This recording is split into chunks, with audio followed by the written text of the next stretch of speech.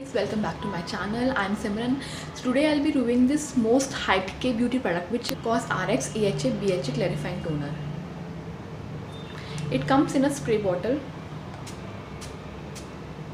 Okay, it has a watery consistency. I have used this product for 2 months and I am going to review this product in detail. Now coming to its ingredient, it has Salix alba water, which has a good toning and astringent properties. It has 10% Salix alba water. It has 10% apple fruit water, which is used here as a perfuming. It is not an apple fruit extract, which has a very good antioxidant property, but this water is used as a masking ingredient. Yes, the product is fragrance free.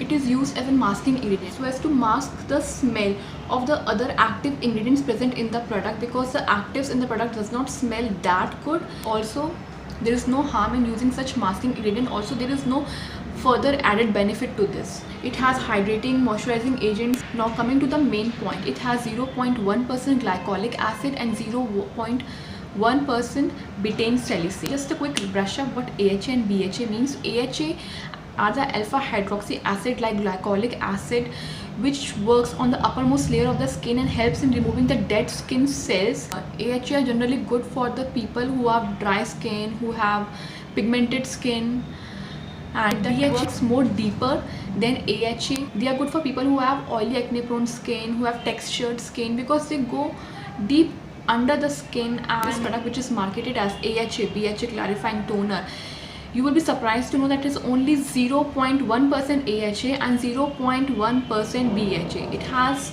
0.1% glycolic acid.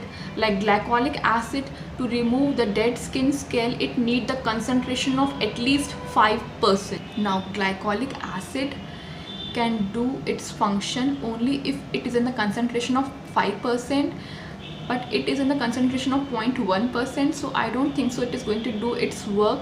Although it may act as an anti-inflammatory, that is, it may help in the prevention of the acne vulgaris if it is in the concentration of 0.4%, because its pH is 3.8. With glycolic acid, the pH and the concentration matters a lot, because it has a pH of 3.8, so at least it should have a 0.4% glycolic acid to make it function in any way. So I think it's a big disappointment. There are no active concentration of glycolic acid in it. BHA, it has 0.1% betaine salicylate, which is like a salicylic acid, and we all know that salicylic acid needs to be in a concentration of 2% so that it can work on our clogged pores, it can work on our acne.